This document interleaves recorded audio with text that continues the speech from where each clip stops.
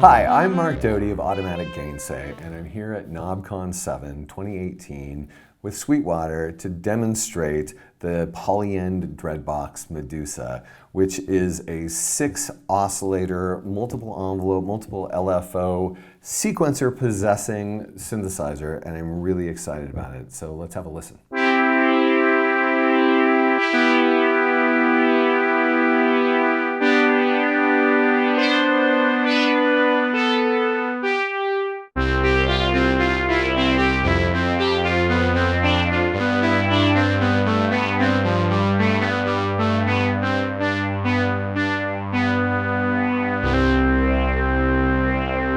Okay, let's dive into this thing. First of all, we have 6 oscillators in here. 6, which is awesome because, like, for example, if you want to go monophonic, which you can, you have 6 oscillators on a single line, which is amazing. You can certainly detune those oscillators so you can get an extremely big fat sound. Or we have also play modes that take advantage of those 6 oscillators. One where you can have 3 oscillators stacked atop 3 oscillators for 3-note polyphony. And one more where all 6 oscillators are independent, and it should be pointed out that they each have their own VCA, which is really cool. So you won't have kind of a paraphonic thing going on. You will have a paraphonic thing going on with the filter, as there's only one filter, but there's 6 VCAs, so they won't stumble over each other like you might find if they all were acting on one VCA.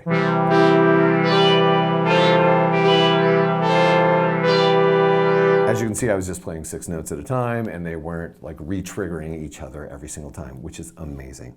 Anyway, so you do have 6 oscillators. You have 3 analog oscillators, each with 4 different waveforms: sawtooth, square, let's isolate that, triangle and sine, sawtooth, square, triangle and sine. And that's true for all of the analog oscillators. You also have the ability to adjust the octave of each oscillator. And you have a fine tune. I have actually the fine tune activated right here, so it acts as a fine tune. And that's basically our analog oscillators. We also have digital oscillators. If you press the button, you get into the digital oscillator section, of which there are 3. And they all come in the standard waveforms as well: sawtooth, square, triangle, and sine. And these are a little less in-depth as far as functionality. Like, you can do pulse width modulation on the analog oscillators. You can't do it on the digital oscillators. The digital oscillators are there to sort of fill out the sound, so you can have big, 2 oscillator per note, 3-note chords, and have them be big and fat. But also, the really cool functionality with the oscillators, the digital oscillators, is the wavetable. So if you press wave one more time after sine, you get what you can see here is all of the lights are on, and that's when we're on wavetable. So let's have a listen to that.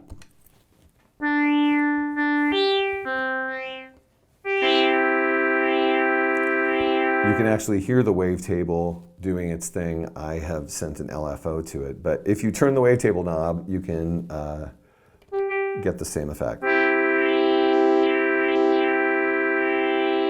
And you have 20 wavetables in here to choose from, and they're all really, really interesting. If you press this knob/button, you can go down to the wavetable section and make a selection about your wavetable. And you can also see what's happening with your wavetable over here in the OLED screen. So you can get some really cool and weird sounds messing with the wavetable, moving through the waves with the wavetable knob. And you can also set modulation sources to adjust that. Another thing we should probably talk about is the fact that this has a filter of 3 different types. It's one filter, you can choose 3 different types. Right now we have it on L4, which is a 24 decibel per octave low pass filter, and it sounds, you have resonance, and that resonance does go into self oscillation. If we want to turn it down a little bit. if that's your thing.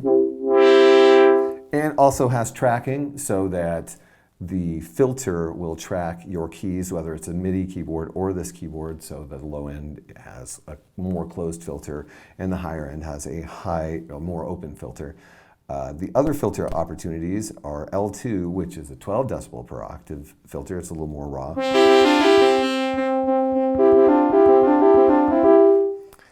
And a high pass filter.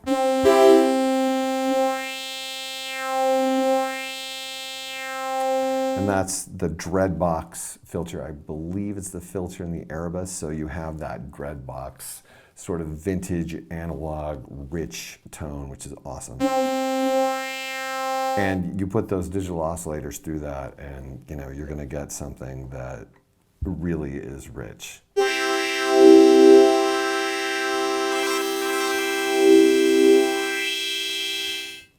Yeah, I'm sitting here loving it. It's fantastic. So that is basically your filter, and again, there's only one filter, so when you're doing the polyphonic section, there is a paraphonic aspect to it, where you've only got one filter to work with and one filter envelope controlling that filter, so you might get some retriggering in that, but you don't notice it because you're having too much fun doing really great big fat chords with how great this thing sounds. Now let's talk about envelopes. You might see I have a filter and amp buttons lit here. That's because we have an envelope going to our filter and one going to the amp, which is making the sounds we hear, but we have 3 other envelopes that we can direct anywhere we want, and it's really easy to do. You double tap it to activate an envelope, and you'll see it comes on in the little window here. Choosing the target's super simple. You can actually turn this knob and you'll see all of the various targets, but if you really want to do it quickly, just hold down the button and then turn the knob you want it to affect. So I have just told this envelope to affect the pulse width of the analog oscillators. So if we go over there and put the analog oscillators on a square wave,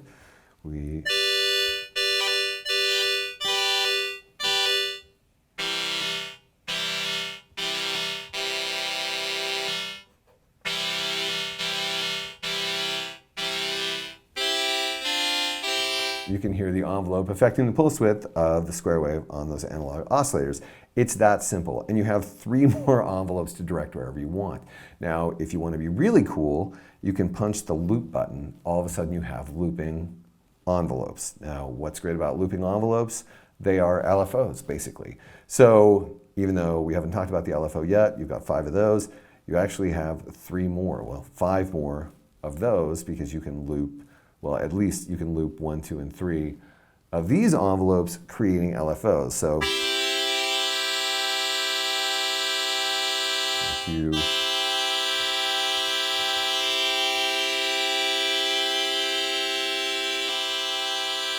there was the sound of the envelope looping back. So then you can treat the envelope also as an LFO, which is a great feature. We also have the LFOs, which are great features in themselves. I'm going to direct them, perhaps obnoxiously, to the oscillators so we can really hear what they're doing. So of course you, again, double tap and then connect. I'm going to connect LFO 1 to analog oscillator 1's frequency. So we will listen to that. And you can control the rate, the amount, the wave, and this is a continuously variable wave shape, which you can also modulate with other LFOs or envelopes. You can see in the window the different shapes that we're getting. You can settle on, say, a saw, or you can modulate it to get the effect that I was just doing.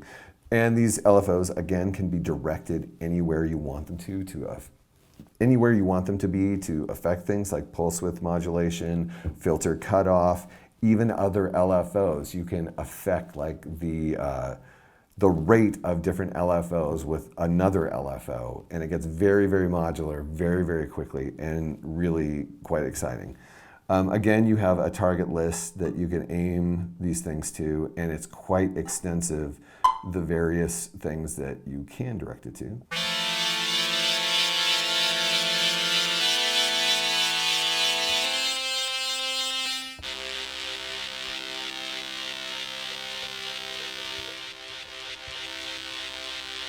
But yeah, you have modulation possibilities. You also have noise.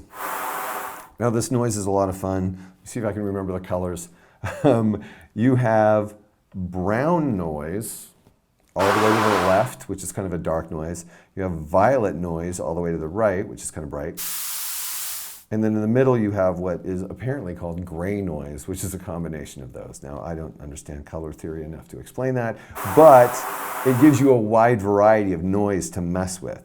One of the things I really find exciting about this is, so there are 6 different VCOs that are connected with these different oscillators. You can use the LFOs in square wave patterns to activate the various oscillators, basically creating a sort of sequencer in itself.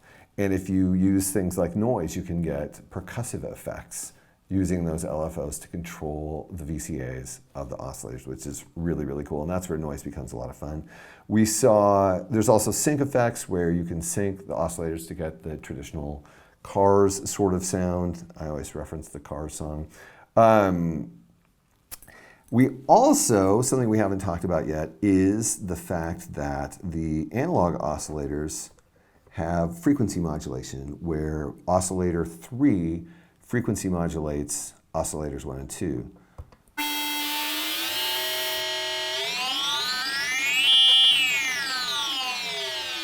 So you can get really clangorous sort of ring modulation type effects, which are cool. And then anything that you do to oscillator 3, it's going to affect what that frequency modulation sounds like.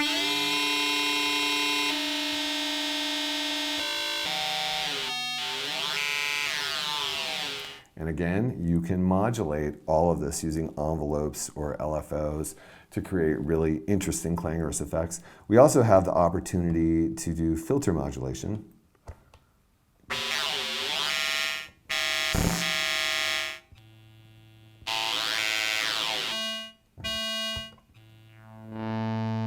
Where oscillator 3 acts as a modulation source, like audio range modulation of the filter from oscillator 3.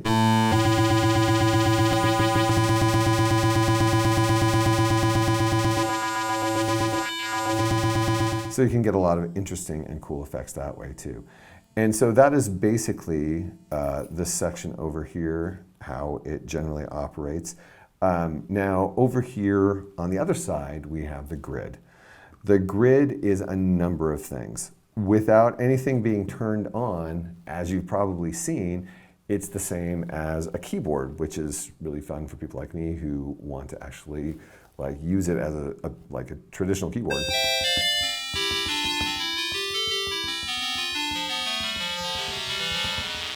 You might be wondering why these buttons are lit, and it has to do with how notes are distributed amongst these buttons in this mode.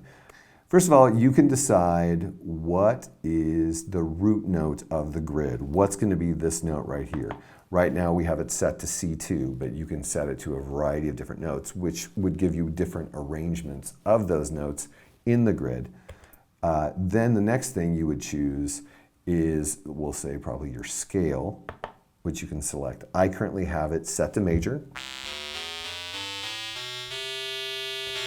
Yeah, let's put this on a fatter sound. Major, and there's a whole boatload of different scale types here. Minor, natural minor, and down to really weird things that I don't even necessarily understand. That's the enigmatic scale if you're keeping track, but I typically put it on major for what we're doing right now. And then here's where those lit buttons come in. It's the layout. The layout basically decides the relationship between the buttons in a vertical fashion. So if you have it set to 1, it's a whole step right up. So if you go upward, you're going to get a whole step. You get your scale going up the same way you get it going to the right.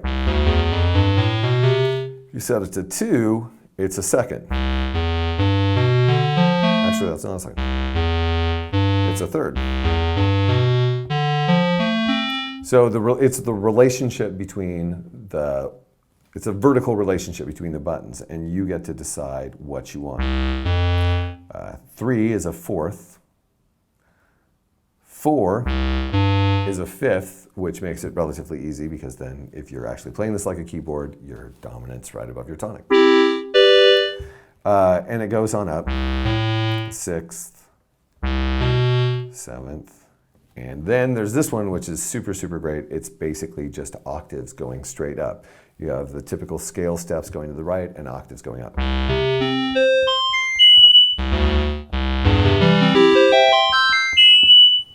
That's very loud. Okay, so that is what these buttons are telling you. The lit buttons are telling you where the tonic is that you have chosen. Our root note is C, so this is showing me where all the C's are. There is some duplication because of how the notes lay out with the grid. Okay, so that's playing the grid as a keyboard, but we don't stop there. The grid is also a sequencer. So if we want to record something, a sequence, you press record and it's showing you the first note. It wants to know what that first note is, and you can just play them right in.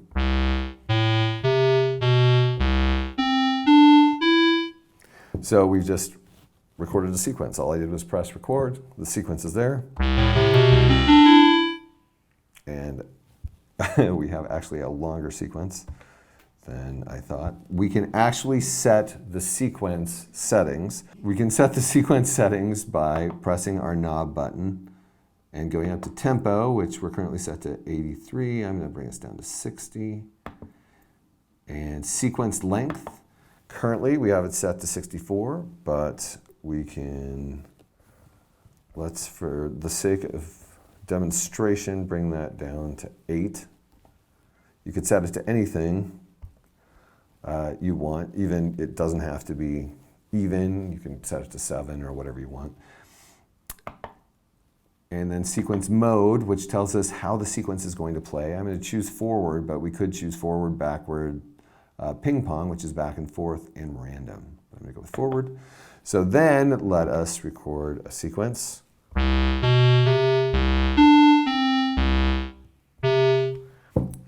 And that was just me pressing record and pressing the notes I wanted.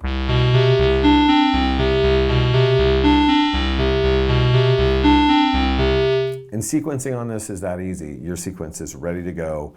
You just define how long you want it to be and what the tempo you want it to be, play the notes, and it's there.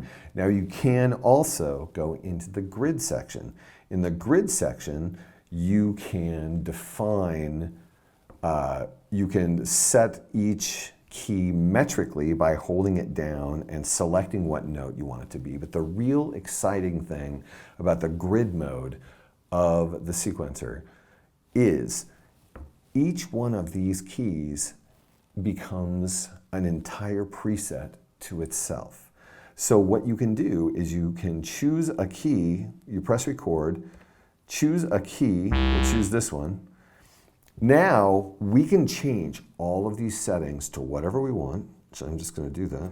Bring all those in and we'll close the filter and turn up the resonance. And basically you can set these things to do anything you want over here in this section. You can get this out of that and set the wavetable wherever. Okay, now I've made a preset on that button. Then we can go to the next button and set it to something completely different. All these could be high. This is probably going to be terrifying to hear, but it adequately demonstrates the variances that you can generate with these buttons in grid mode. We're moving on to the next one. I'm going to take 3 of the sounds out, leave 3 in, move to the next one. I'll put the other 3 sounds in and change their octave. So you can see basically I'm just randomly changing functionality, and it's recording all of those things that I'm doing on those buttons. So when we play it back, you're going to hear right now these first 4 buttons have vast changes between them that are stored as part of your sequence. And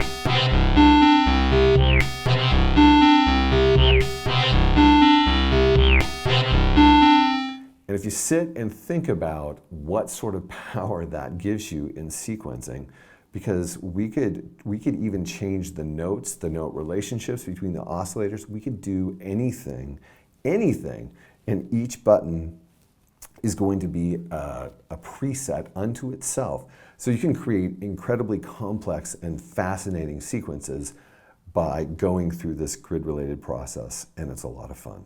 So that is me just scratching the surface of the Polyend Dreadbox Medusa. Please subscribe to the Sweetwater YouTube channel, and if you'd like to swing by Automatic Gainsay my channel and subscribe, that'd be awesome. If you have any questions about this unit or you'd like to get one, contact your Sweetwater sales engineer.